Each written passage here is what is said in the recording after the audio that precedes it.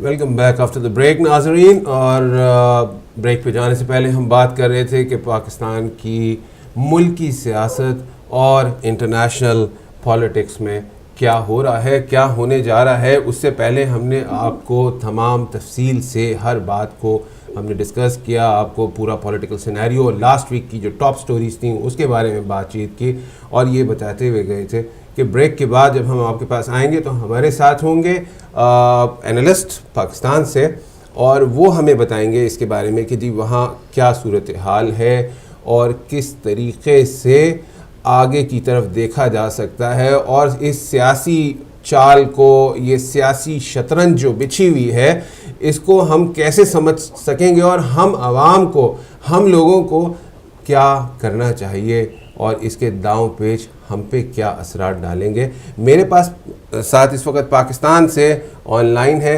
अनीस मंसूरी साहब। ये senior columnist हैं, एनालिस्ट हैं और तजिया निगार हैं। अनीस मंसूरी साहब, आपको बहुत बहुत शुक्रिया, आपने हमें ज्वाइन किया। बहुत शुक्रिया नाज़िम आपका और आपकी पूरी टीम का, तो नवीन साहब आपके साथ मौजूद है, बहुत शुक्रिया आपका।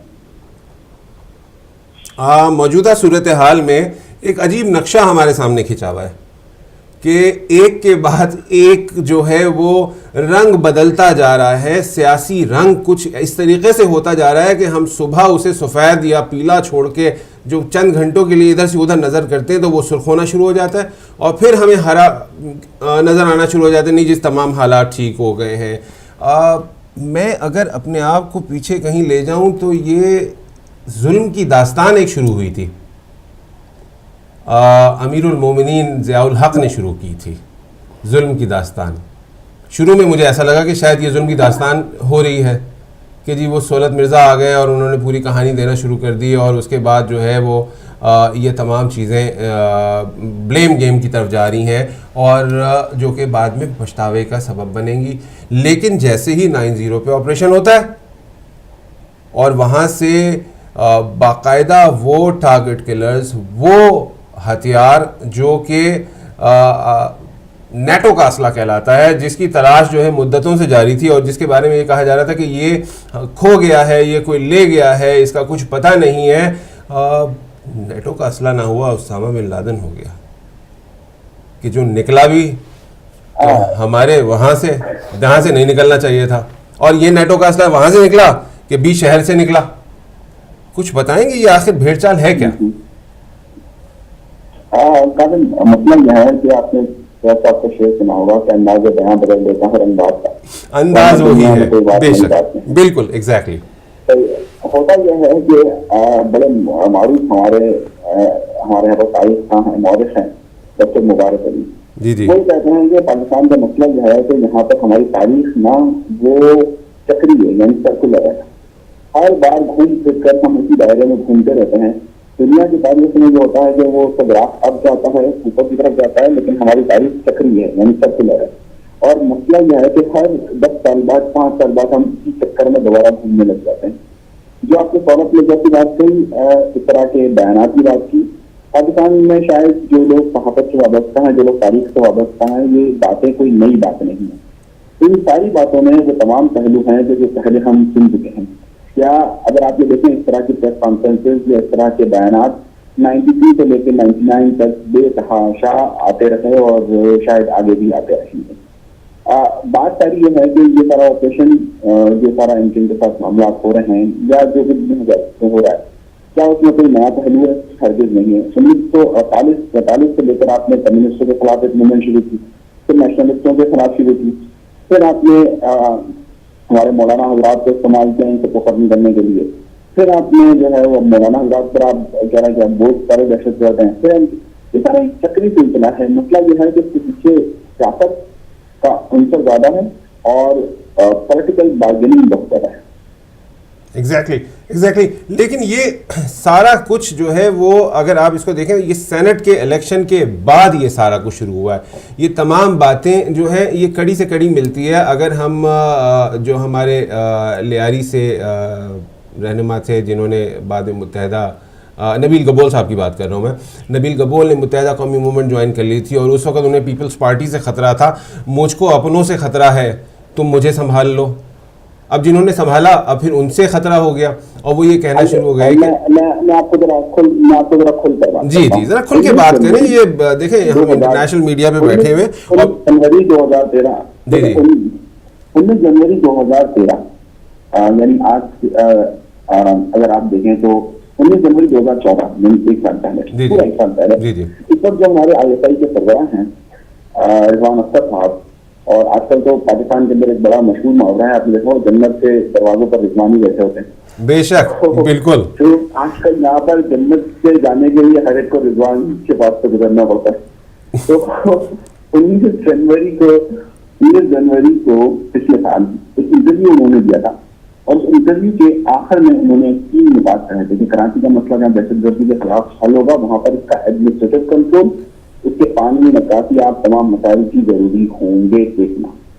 जैसे कि यही फॉर्मूला अगर आप देखें तो कोयटा में अप्लाई हो रहा है। कोयटा में मैं इसे कहता हूँ जंजुआ फॉर्मूला, जो वहाँ के कोर कमांडर है, तो यहाँ का एडमिनिस्ट्रेटिव कंट्रोल है। इस वक्त कराची के अंदर इस पूरी ताकत के अंदर गॉड फादर्स बहुत सारे आ गए हैं। कुछ पॉलिटिकल गॉड फादर्स हैं, कुछ बड़े बड़े ठेकेदार किस्म के गॉड फादर्स आ गए हैं। सही ना, गॉड फादर समझ ना? जी जी बिल्कुल। हमारे पास इंतजामी तौर पर गॉड फादर्स आ गए हैं। तो अब हमारे यहाँ मतलब ये हो रहा है कि कौन से गॉड फादर पर रखा जाए जो हमें ये बताया कि सबसे ज्यादा सेफ आप हमारे पास रहेंगे। तो यहाँ पर जहाँ इनको टफ टाइम दिया जा रहा है, जहाँ मुख्तलिफ सियासी जमातों के लिए गॉड फादर की लड़ाई ना, गॉड फादर कौन है? क्या कोई बड़े ठेकेदार गॉड फादर है? समझ रहे होंगे आप, जो पर एक नया शहर बता रहे हैं, क्या वो लोग गॉड फादर हैं? क्या वो लोग गॉड फादर हैं कि जो यहाँ पर इंतजामी में रखते हैं वो गॉड फादर है जिनके हाथ में बंदूक है, या वो गॉड फादर है जिसके पास क्या ताकत है? तो कराची का जो मसला है वो असल में ये मसला है कि यहाँ पर इस वक्त ताकत किसके पास रहेगी और कौन रहेगा, और इसी का सारा डिपेंडेंट है हुकूमत पर, और इसी की सारी डिपेंडेंट है उस्ताद हुकूमत पर। जो लोग दावा करते थे कराची में टारगेट किलिंग खत्म हो जाएगी 9 प्रोटेक्ट के बाद, वो भी नहीं बताते कि यहाँ पर छोटा वाराना जो टारगेट किलिंग थी वो कब खत्म होगी। इन लोगों पर किस हद तक हाथ रखा गया। अब आपने अपनी बात के दौरान ये कहा कि नेटो का मसला बरामद हुआ। अमेरिकन सफारत खाना ये कहता है कि हमारे यहाँ से तो कोई नेटो का यहाँ से कराची से सामान ही नहीं जाता। ये एक सारा पॉलिटिकल गेम है और ताकत का महवर है कि ताकत इस वक्त किस तरह है। तो अगर आप 1 साल पहले का इंटरव्यू देखिए तो आपको अंदाजा हो जाएगा कि जन्नत की जाने के रिजवान क्या कहते थे, और वही फार्मूला यहाँ अप्लाई होता है। वही कोयटा का दिल्ली फार्मूला वहाँ से आप देखिए वहाँ की पॉलिटिकल इंतजामिया को कोयटा की किस तरह से चला जा रहा है। सारी सिचुएशन क्लियर हो जाएगी। सारा मसला है कि गॉड फादर कौन होगा। जी जी। अच्छा ब्रदर अनस, मैं आपसे एक बात पूछना चाहूँगी। क्वेश्चन का जवाब मुझे मालूम है, लेकिन क्योंकि आप पाकिस्तान में हैं और हालात नाजरा से आप वाकिफ़ हैं मुझसे ज़्यादा, आप ये बताइए कि इन गॉड फादर्स की जंग में आम अवाम पे क्या गुजर रही है? देखिए हमारा, अगर आप तो कराची की बात कर रही हैं या फिर आप पूरे मुल्क की बात कर रही हैं, ये बड़ा, अगर आप कराची की बात कर रही हैं जी, कराची की, चले कराची का ही बारे में ही बता दीजिए। देखिए अगर आप कराची की बात कर रही है तो हमारा कराची का सबसे बड़ा मसला ये है कि यहाँ पर अमन होना चाहिए जी। ये आज भी आप जो इस वक्त दुनिया की रिपोर्ट आई है, जो इंटरनेशनल रिपोर्ट आई है, उसके मुताबिक कराची शहर सबसे ज्यादा वही सर्वर शहर है जहाँ पर आपको खाना सबसे कम कीमतों पर मिल जाता है। यहाँ पर सबसे बड़ा मसला जो है वो अमन अमान है। यहाँ का अमन, जहाँ पर पॉलिटिकली बहुत ज्यादा इन्वॉल्व है, वहाँ पर यहाँ नेशनल और इंटरनेशनल जो गैम्बलिंग हो रही है उसका भी यहाँ बहुत ज्यादा हिस्सा है। ये नहीं कहा सकता कि बिल्कुल, आपको याद होगा कि आसिफ अली जरदारी के सदर से अपना आखिरी इंटरव्यू दिया था उन्होंने, तो उन्होंने कहा, उनसे पूछा गया था कि कराची में जो कत्ल वारत जारी हुई है उस पर आप क्या कहते हैं। तो उन्होंने ये कहा था कि आप इस कत्ल को यहाँ से मत देखें, ये कत्ल कड़ियाँ बहुत दूर तक मिलती है। अगर कराची में एक तरफा वाराना कत्ल होता है उसकी कड़ियाँ बहुत दूर तक जाकर मिलती है। तो यहाँ का सबसे बड़ा मसला अमन है। और इस वक्त अगर कोई ये कहता है कि हम कराची में अमन कायम करके हम अपने बहुत सागर बन जाएंगे, कोई ये कहता है कि हम एक ऐसी आबादी बता रहे हैं जहाँ पर सारे बाजार लग जाएंगे और वहाँ पर बच्चाखोरी नहीं होगी, तो यहाँ का सब लोगों की खासियत अमन हो जाए। अब कोई भी गॉड फादर या अमन दे दें, लेकिन ये गॉड फादर जितने भी अमन देने की बातें कर रहे हैं ये सारे कंट्री हैं। ये सारे बहुत कतई मामला हल जाते हैं और ये कतई मामला आगे चलकर बहुत ज्यादा खतरनाक हद तक बुरी तरह से घटेंगे। अगर इसका कोई हकीकी बुनियादों पर हल नहीं ढूंढा गया तो ये हालात आगे चलकर बहुत खतरनाक होंगे। शुक्रिया आपका। आप क्या समझते हैं कि इस सिनेरियो में क्या ये बार्गेन, एक लफ्ज़ आप मुसलसल एक नया बल्कि रिलेशनशिप आपने बना दिया है गॉडफादर का, क्योंकि मैं जिस वक्त पाकिस्तान से आया था उस वक्त तमाम चीज़ें फरिश्ते कंट्रोल करते थे, तो गॉडफादर फरिश्ते गॉडफादर बनना चाह रहे हैं ना, अब फरिश्ते गॉडफादर बनना चाह रहे हैं। जी हाँ, जी हाँ, अब फरिश्ते गॉडफादर बनना चाह रहे हैं। अब कौन देखिए दो मसले हैं, कौन सा फरिश्ते गॉडफादर बनना चाहते हैं और कौन सा गॉडफादर फरिश्ता बनकर हर जगह हमारे पास आग लग जाए तो पैसे देने आता है। अब ये एक अलग मसला है, कौन से फरिश्ते गॉडफादर बनना चाहते हैं और कौन से गॉडफादर फरिश्ते बनना चाह रहे हैं। तो कहीं ऐसा तो नहीं कि ये तैयारी है इस मर्तबा फिर से एक एडवेंचर करने की? नहीं, इस बार जो एडवेंचर इस तरीके से नहीं किया जा रहा, क्योंकि देखिए मैं माजरत चाहता हूँ आपको जी, मैं माजरत चाहता हूँ, ज़रा सी बात मुकम्मल करूँ कि ये अभी एक स्टेटमेंट आया था कि मुझे अगर कोई रोल दिया गया तो मैं उसे कबूल कर लूँगा, और मैं देख रहा हूँ कि शायद ऐसा कुछ हो जाए। आपकी नज़र से गुजरा? देखिए मैं बिल्कुल गुजरा, मैं आपको एक बताता हूँ। मैं आपको कराची का मामला हम इलाकाई या सतही तौर पर नहीं ले सकते। जी हाँ। अभी तक आपको याद होगा कि मैं वो पाकिस्तान का पहला साथी था जिसने 2004 में ये रिपोर्ट दी थी, और जो मेरा शायद ही दी थी कि कराची से सबसे ज्यादा फंडिंग जाती है हमारे यहाँ तंजीमों को या तालिबान जमातों को या इस्लाम को। उसके बाद अब ये सारी बातें सामने आई कि हो रहा यहाँ के मामला नेशनल इंटरनेशनली बहुत ज्यादा संगीन है। यहाँ किसकी दोस्त किसके साथ मिलती है वो बहुत इम्पोर्टेंट है। इसीलिए हमने देखा होगा कि आमतौर पर यहाँ का डीजी रेंजर या यहाँ का कोर कमांडर ही इनका तरक्की करता है। तो ये इतना आसान मामला नहीं कराची के या यहाँ की सियासत से जिससे समझा जाए। यहाँ तमाम लोग बचते हैं, यहाँ की सियासत इतनी कॉम्प्लिकेटेड है कि आपको नहीं मालूम कि कौन किसके साथ किस वक्त बार्गेन करेगा और किस वक्त डील करेगा और किस वक्त किसकी दूसरी चीज करेगा। तो इसलिए यहाँ की ताकत को आसानी से इतना आसान ना लिया जाए कि अगर एक फटावाराना कत्ल हो या एक मामला हो तो उसको उसी तरीके से लिया जाए। इसको सही ना, इसको इस तरीके से नहीं लेना चाहिए। ये कोई एडवेंचर नहीं हो रहा है, लेकिन बहुत सारे होगी कि जिसके साथ आगे चलकर सामने आएंगे। अच्छा, मुझे ये बताइए कि ये मौजूदा हालात में जो ऑपरेशन मुत्तहिदा के ख़िलाफ़ किया जा रहा है, जिसको एक पॉलिटिकल स्टंट के तौर पे लिया जाता है, जिसके बारे में मुत्तहिदा ने किसी भी किस्म के इल्ज़ामात को बिल्कुल मानने से इनकार कर दिया है। उन्होंने कहा ये सारी एलिगेशंस हैं कि वो कंबलों में जो है वो असला छुपा के लाए, तो क्या फिर वो ये फ़ारूक मोटा और बाकी जो जराइम पेशा अफराद और टारगेट किलर्स वहाँ से पकड़े गए हैं उनको भी रेंजर्स के अपनी वैन्स में बिठा के लेके आए थे। मैंने मुत्तहिदा कौमी मूवमेंट के जो कायदीन हैं उनको ये टेलीविज़न टॉक शोज़ में उन्होंने क्लियरली इस चीज़ को डिनाई किया है कि नहीं जी ऐसा कुछ भी नहीं हुआ, और ये तमाम के तमाम एलिगेशंस हैं और इसको साबित करें। एक तरफ तो वो ये कहते हुए चले आ रहे हैं, दूसरी तरफ जब इमरान खान की और उनके साथ जो डॉक्टर साहब हैं उनकी ऑडियो टेप सामने आती है तो वो कहते, जी हाँ सॉरी आरिफ अलवी साहब की, बिल्कुल MNA from Arif Alvi MNA from Karachi, तो उसके लिए वो फौरी तौर के ऊपर जो मुत्तहिदा कौमी मूवमेंट के जवाब आना शुरू हो जाते हैं कि जी ये बिल्कुल ठीक है, जबकि आरिफ अलवी ये कहते हैं कि डिफरेंट फ्रेजेस में बात हुई थी जिसको जॉइन करके एक तस्वीर दे दी गई है और ये दुरुस्त नहीं है। अपनी बारी में कड़वा कड़वा ये कब तक? देखिए मसला है कि यहाँ पर प्रोपेगेंडा नहीं ज्यादा है और खबर का उनसे कम है। जी जी, यहाँ पर प्रोपेगेंडा हो रहा है, तो ये चाहे जो अंतिम के हवाले से हो, चाहे तहरीक साहब के हवाले से हो, चाहे दीगर चीजों से, जी जी, इसमें प्रोपेगेंडे का अंतर ज्यादा है और खबरियत का अंतर बहुत बहुत कम है।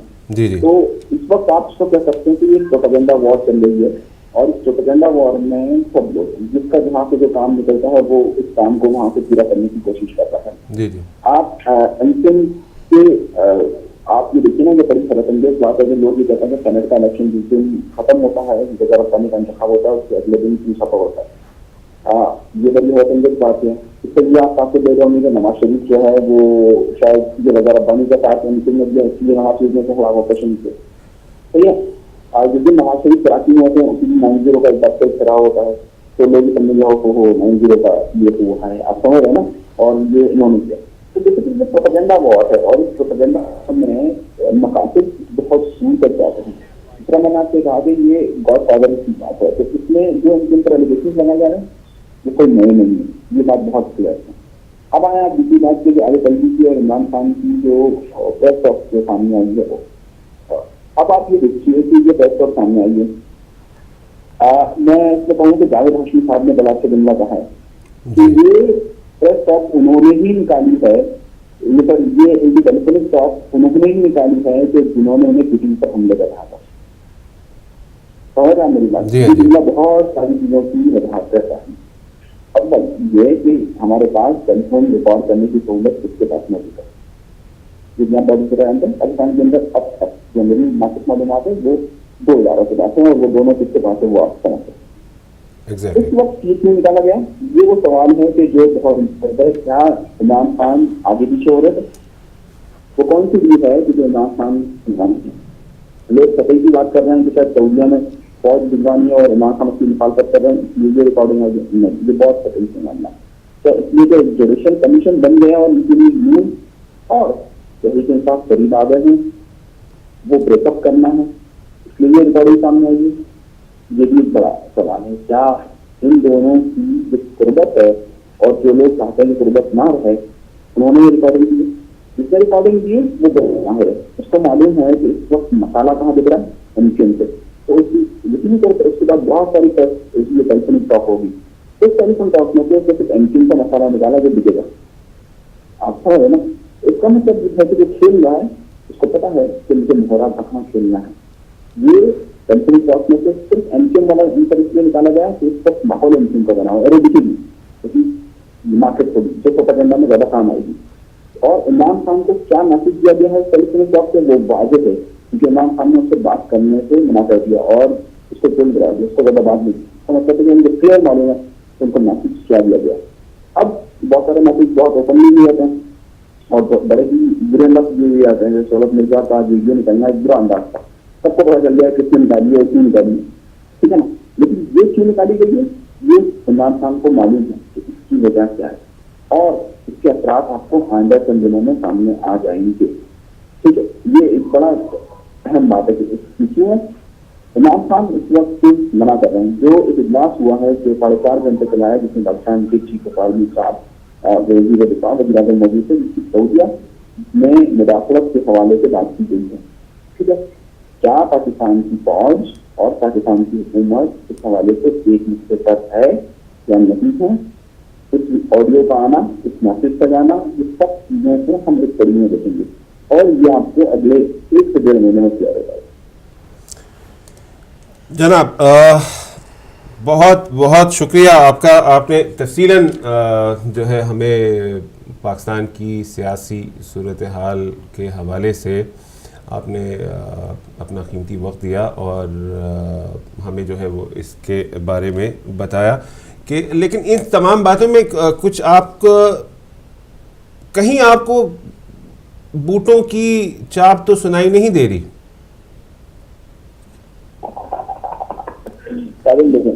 पाकिस्तान के रद्दे के हिसाब से सबसे बड़ा सूबा था बलूचिस्तान जी, सही। और उस बलूचिस्तान के लिए मैंने आपसे कहा जंग हुआ फार्मूला, वहाँ मुकम्मल कंट्रोल किसका है ये आपको मालूम है। पाकिस्तान का माशी हद है कराची, जहाँ पर आबादी के हिसाब से 10% पाकिस्तान की आबादी रहती है, यानी कि पाकिस्तान की आबादी अगर आप 20 करोड़ करार देते हैं तो कराची की आबादी 2.25 करोड़ के करीब रहती है, यानी 10% आबादी। उसका माशी हद का कंट्रोल इस वक्त, जिसका मैंने आपसे कहा गॉड फादर और फरिश्ते और गॉड फादर किसके पास है आपको समझ में आ जाए। फिर पाकिस्तान का दूसरा बड़ा सूबा है, ठीक है, और वहाँ पर इस वक्त अटक कमेटियाँ बना दी गई है, जिसका कंट्रोल अब आपके पास किसके पास है, जो तब्दीलियाँ हो सकती हैं या नहीं हो सकती हैं। पाकिस्तान की वजारत दाखिला कितनी अफसोदा है, इसका अंदाज आप इस बात से लगाइए कि जो एक बहुत शोर मचा के कराची के हवाले से इजलास है, जिसमें गवर्नर को नहीं बुलाया गया, लेकिन इस इजलास में वजीर दाखिला को भी नहीं बुलाया गया। बिल्कुल ऐसा ही हुआ, आप समझ रहे हैं, बिल्कुल ऐसे वजारत दाखिला के कितना अमल में आमद है जो आप समझ सकते हैं। पाकिस्तान की वजारत दिफा, वजीर दिफा जो है, उनकी कितनी गलती है वो आपके सामने मौजूद है। तो मेरे भाई सॉफ्ट इन हो चुका है, सॉफ्ट इन समझते ना जी हाँ, सॉफ्ट इन हो गया है, बिल्कुल सॉफ्ट को हो गया। सही है, बलूचिस्तान टोटल कंट्रोल में इनका इंतजाम नहीं है आपके सामने, और हमारे जरदारी साहब बार बार परेशान हो रहे हैं, गवर्नर और सबसे पूछते कर रहे हैं भाई गवर्नर राज कब लग रहा है? बस एक आखिरी सवाल आपसे जी दीदी, एक आखिरी सवाल आपसे, गवर्नर साहब का मुस्तकबिल क्या लग रहा है आपको? क्या इस मरतबा सचमुच जाने वाले? देखिए नवाज शरीफ साहब पर देखना चाहता कि गवर्नर नागेदारी कर चाहता है।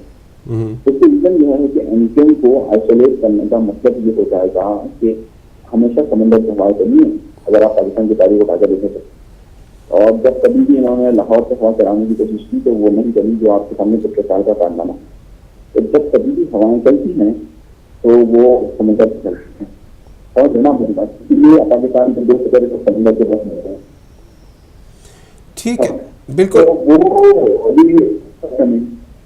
बिल्कुल बिल्कुल एग्जैक्टली ऐसे ही होगा, ऐसे ही होगा। नेशनल पॉलिटिक्स के हवाले से आपसे बात हो गई, लेकिन एक और मैं पूछ लेता हूँ। वो कहते हैं ना, चलते चलते ये बताते चले जाइए कि अभी जो यमन की डेवलपमेंट हो रही है और उसके बारे में, उस तनाजुर में हमारा जो पहले का एक्सपीरियंस है, जो अफगानिस्तान के हवाले से हमारा एक्सपीरियंस रहा, या फिर हम जगह जगह अपनी जो है वो तमाम, देखिए इससे पहले तो ये हुआ कि जो पिछले महीने से रिपोर्ट्स आ रही थी, वो ये रिपोर्ट्स आ रही थी कि जी पाकिस्तान की कुछ फोर्सेस जो हैं वो सऊदी अरब में मसरूफ़ अमल है, कुछ ज़राए सऊदी अरब में मसरूफ़ अमल है और उसका बाज़ाब्ता तौर पर एतराफ़ नहीं किया जाता था। लेकिन ये तय हो चुका था कि जनाब वहाँ पर कुछ पाकिस्तानी एजेंसीज़ या पाकिस्तानी एजेंसीज़ के रिटायर्ड लोग या किसी तरीके से कोई ना कोई कनेक्शन वहाँ पे मौजूद है, जो कि सऊदी अरब और यमन और मशरिक़ वस्ता की इस वक्त की जो पोजीशंस हैं मिडल ईस्ट की,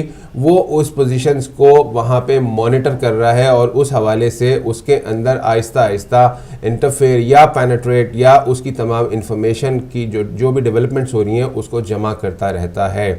लेकिन अब ये पिछले 4 दिनों में जो भी डेवलपमेंट एकदम से अचानक शुरू हुई है कि यमन की जो वो ताकतें हैं, जो अवामी ताकतें हैं वहाँ की, जो अपने हक़ की जिद्दोजहद और जंग लड़ रही हैं, वो आहिस्ता आहिस्ता आगे की तरफ बढ़ती चली जा रही हैं, उनको काउंटर करने के लिए। क्योंकि यहाँ पर बज़ाहिर तो ये बात क्लियर है कि सऊदी किंगडम जो है उसके वजूद को उनको ख़तरा लाहक हो गया और उन्होंने वावेला मचाना शुरू कर दिया है और अरब लीग का भी इजलास तलब कर लिया गया है और उन्होंने अपने दोस्त पाकिस्तान को भी जो है वो दावत दे दी कि जी आप आइए, हमारी मदद कीजिए। हमारे बड़ा अजीब सा स्टेटमेंट है ये ख्वाजा आसिफ साहब का कि हमारा दोस्त है और हम अपने दोस्त को तन्हा नहीं छोड़ सकते। क्या यमन हमारा दुश्मन है? मैं आपसे कहता हूँ, पाकिस्तान जितना मैंने आपको कहा कि पाकिस्तान में फैसले का अख्तियार वीटो किसके पास है, ये बड़ा अहम सवाल है। पाकिस्तान की फौज और पाकिस्तान के वज़ीर आज़म के माबैन इस हवाले से मुकम्मल हम आहंगी नहीं है, इसी वजह से सऊदी अरब को प्रोपेगेंडा बयान जारी करवाना पड़ा अपनी सरकारी न्यूज एजेंसी के जरिए कि पाकिस्तान समेत 5 मुल्कों ने अपनी ख्वाहिश का इजहार किया। मेरा लफ्ज़ तो गौर कीजिएगा, जो ट्रांसलेशन में वर्ड आया वो है वांटेड, ठीक है, वांट। तो उसने कहा कि पाकिस्तान समेत 5 मुल्कों ने अपनी ख्वाहिश का इजहार किया है कि वो फौज देने के लिए या मदद के लिए तैयार है। सबके पाकिस्तान का बयान ये आया है कि उनकी दरख्वास्त हम सोच रहे हैं। वहाँ सऊदिया ने इस बात को प्रोपेगेट करना शुरू किया, प्रोपेगेंडा के हमारे पास बहुत सारे और मुल्क आने के लिए तैयार है। अमेरिका ने इसकी अभी तक इंटरेस्ट चाहे अपनी हिमायत जरूर की है, लेकिन इंटरेस्ट बिल्कुल दाखिल नहीं हो रहा है। इसकी वजह यह है कि दूसरी तरफ वो ईरान के साथ आपके में होगा तो दाश के साथ भी इत्तेहाद करे, तो यहाँ बड़ी बुरी हड़ताल है और पाकिस्तान ने अभी तक कोई हकीमी फैसला, मैं आपको ये वर्ड इस्तेमाल कर रहा हूँ, नहीं किया है। और उसकी वजह ये नहीं है कि पाकिस्तान के अंदर यह है कि आगे दिनों में कौन सी ताकत किसके साथ जाएगी, ये बहुत बड़ा सवाल है और पाकिस्तान अभी तक फैसला नहीं करना चाह रहा है। पाकिस्तान की हुकूमत, अगर मैं ये कहूँ कि सऊदिया की उसको फौरन मदद कर देनी चाहिए, दूसरा नवाज शरीफ साहब को लेकर चले गए थे, नहीं हुआ है ऐसा। तो अभी बड़ा ऐसी खबरें जो ज़्यादा अफवाह हैं, तो प्रोपेगेंडा ज़्यादा है, फाइनल फैसला अभी तक नहीं हुआ है। अरब लीग के इजलास के बाद पाकिस्तान फैसला करेगा, जो आज हो रहा है। आप अगर वज़ीर दिफा का बयान भी देखें तो वो यही है, अरब लीग के बाद।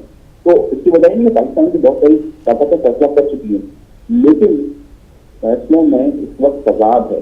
वो तजाद कदम बढ़ाने से रोक रहा है। मेरा जुमला याद रखिएगा कि तजाद है फैसलों में, इस वजह से अभी तक कदम नहीं चल पाता। ये किस करवट बैठेगा, ये सब आने वाला वक्त हमें बताएगा कि किस तरीके से ये अफवाज जो है वहाँ भेजी जाती है और इसके क्या असरात हमारी कौम पर आते हैं। मैं आपका बहुत बहुत शुक्रगुजार हूँ अनीस मंसूरी साहब, आपने अपना कीमती वक्त दिया और पाकिस्तान में होने वाली सियासी सूरत हाल पर और पाकिस्तान से रिलेटेड जो बैनुल-अक़वामी सूरत हाल है, जो आने वाले वक्त में पाकिस्तान की हाँ या ना की सूरत में यमन और सऊदी अरब के दरमियान जो मार्का जारी है उसके अंदर जो इन्वॉल्वमेंट की पे आपने रोशनी डाली। आपका बहुत बहुत शुक्रिया and thank you very much and have a nice day. बहुत शुक्रिया, शुक्रिया आपका बहुत बहुत। जी नाज़रीन, मुफीद गुफ्तगू, मुफीद इंफॉर्मेशन और यकीनी तौर पे मालूमात में इजाफ़ा ही जो है वो हमें इसकी तरफ बढ़ाता है और हमारे इस प्रोग्राम का मकसद भी यही होता है कि हमें वो तमाम बातें जो पॉलिटिकल स्टोरीज़ हैं उसके ऊपर हमें ये पता चलता रहे कि किस तरीके से हम जो है वो आगे की तरफ बढ़ते हैं और वो ज़्यादा बेहतर जानते हैं क्योंकि वो उसी माशाल्लाह एक तो उनके पास नॉलेज बहुत है और वो उस माहौल में हैं और उस मुआशरे में इस वक्त हैं और उनको मालूम है कि वहाँ पर क्या हो रहा है। तो मेरे ख़्याल से बहुत ही ज़्यादा मुफीद गुफ्तगू, जिस तरह आपने भी कहा कि बहुत इन्फॉर्मेटिव थी और काफ़ी उनसे बात करके पाकिस्तान के अंदरूनी हालात के बारे में हमें पता चला और मेरे ख़्याल से नाजरीन भी इस गुफ्तगू से उनको फ़ायदा हुआ होगा। बिल्कुल बिल्कुल। हम अब कुछ देर में अपनी फ़ोन लाइन्स ऑन कर देते हैं ताकि आप हमारे साथ शामिल हो सकें और आप अपने ख़यालात का इज़हार कर सकें। एग्जैक्टली आफ्टर द 5 मिनट्स अभी हम कुछ देर में अज़ान ब्रेक की तरफ जाएंगे और अज़ान ब्रेक के बाद जो है वो हम आपकी कॉल्स यकीनी तौर पे आपको शामिल करेंगे क्योंकि आपकी राय जो है वो हमारे लिए बिल्कुल कीमती होती है। अच्छा, हम ये भी चाहते हैं कि हम इस प्रोग्राम में कोई ना कोई बात ऐसी ज़रूर करें क्योंकि तमाम बातें जो है वो अफसोसनाक नहीं होती। मैं या बेनज़ीर ये नहीं चाहते कि हम आपको वो तमाम उन ख़बरों पे हम डिस्कशन करें कि जिन ख़बरों के हवाले हमें जो है कोई ना कोई कन्फ्यूजन या टेंशन या स्ट्रेस की सूरत हाल होती है। यकीनी तौर पे पूरे गुज़िश्ता हफ्ते में कुछ ऐसे भी दिन गुज़रे होंगे कि जिनमें हम मुस्कुराए होंगे, हमने महसूस किया होगा, एहसास हुआ होगा, हमें एक तमानियत महसूस हुई होगी और हम जो है वो हमें नज़र आ रहा होगा हाँ there is something bright in the life. जैसे कि अभी गुज़िश्ता दिनों होने वाले जो कि अब भी जारी है world cup, cricket world cup 2015, जिसमें पहले पाकिस्तान जो है वो क्वार्टर फाइनल अपना हार गया और जिसका बड़ा अफसोस बनाया गया पूरे पाकिस्तान में। जो है बड़ा ही जो है क्या कहते हैं डिमॉन्स्ट्रेशंस हुई प्लेयर्स के खिलाफ, ठीक है ना। और यकीनी तौर पे जी मैं आ रहा हूँ, उसी तरफ आ रहा हूँ, वो आपसे फिर हम थोड़ी सी मुठभेड़ कर लेते हैं इसमें कि फिर ये बताइए कि हम तो हार गए, आपने हमारी खूब तफरीह ले ली, ठीक है ना, और जो है वो फिर हम मज़ीद आगे बढ़ते हैं तो आपको जो है वो सेमीफाइनल हार गए। हाँ, इंडियन सेमीफाइनल हार गए, लेकिन हम वही कहेंगे जो था वो ख़त्म हो गया। हाँ। और हमें जो है वो आप भी हमारे साथ ही अब बाहर बैठ के मैच देखना शुरू हो गए। तो हिंदुस्तान में क्या तासुरात रहे लोगों के? हिंदुस्तान में लोग बहुत हताश हैं, बहुत क्या कहते हैं नाउम्मीद हैं क्योंकि उनको पूरा मतलब उम्मीद थी कि इस बार इंडियन ही लेकर आएंगे क्योंकि माशाल्लाह पिछली बार भी इंडियंस ने ही वर्ल्ड कप लेके गए। लेकिन कहने की बात वही आ जाती है कि इंसान को ये देखना चाहिए, अगर हम दूसरों पे तंज करने लगे, क्योंकि कई आपने न्यूज़पेपर उठाकर देखे होंगे और कई रिव्यूज़ पढ़े होंगे, लोग अगर हताश में आके लोग ऐसे ऐसे कमेंट्स कर देते हैं कि उनको समझ में नहीं आता। लोग कह रहे हैं अभी वो अनुष्का के ऊपर लोग कह रहे हैं कि क्योंकि अनुष्का बैठी थी वहाँ मैच देख रही थी तो इसलिए वो लोग मैच हार गए। मेरे ख्याल से ये एडमिट हमें करना चाहिए and be brave and take your क्या कहते हैं take your defeat as a proud के Australia that day played very well और इंडियन उस टाइम पे अच्छा नहीं खेल पाए। किसी और पे ब्लेम करना और एक्सक्यूजेस डालना एक अच्छे इंसान की और एक अच्छे टीम की मैं समझती हूँ कि वक़ार ख़त्म हो जाता है। आप हार गए, इसका मतलब ये है कि वो दूसरी टीम उस दिन बेहतर खेली, नेक्स्ट टाइम आप अच्छा ट्राई कीजिए, बस यही कह सकते हैं। और आखिर में यही कहूँगी, वो बहुत मशहूर शेर है कि शायद सवार ही गिरते हैं मैदान जंग में, वो तिफल क्या गिरेंगे जो घुटनों के बल चलेंगे, जो घुटनों के बल चलेंगे। जो सेमीफाइनल तक आना भी उनके लिए एक मैं समझती हूँ अच्छी बात है। इंशाल्लाह आगे अगर अच्छा खेलेंगे, अच्छा परफॉर्मेंस देंगे तो नेक्स्ट 4 ईयर में कोशिश करके पाकिस्तान चाहे तो पाकिस्तान वर्ल्ड कप ले जा सकता है, इंडिया चाहे तो इंडिया ले जा सकता है। अपनी गलतियों को इंसान को देखना चाहिए, ये नहीं देखना चाहिए कि सामने वाला जीता है तो वो रिश्वत लेकर जीता है या हम इसलिए हार गए क्योंकि हमें किसी ने स्ट्रेस कर दिया था या किसी ने डिस्ट्रैक्ट कर दिया था। इंसान को अपनी हार को मैं समझती हूँ वक़ार से लेना चाहिए, अपनी गलतियों को ढूंढना चाहिए कि हमने क्या गलती की, अगली बार वो गलती ना करें। एग्जैक्टली, बिल्कुल ऐसे ही होना चाहिए। बेशक। और नाज़रीन, एक ब्रेक का वक्त हो गया है। इस ब्रेक में हम अजान ब्रेक भी लेते हैं और अजान ब्रेक से जब हम वापस आएंगे तो हम यकीनी तौर पे आपकी कॉल्स भी लेंगे और फिर हमारा अगला सेगमेंट जो कि इंटरनेशनल पॉलिटिक्स के ऊपर है और एशियन कम्युनिटीज़ इन यूके किस मसाइल का शिकार हैं और आने वाले इलेक्शन, क्योंकि यूके में 2015 इज़ द इलेक्शन ईयर और उसमें क्या होने वाला है, इन तमाम बातों पे बातचीत करेंगे ब्रेक के बाद। Take a break.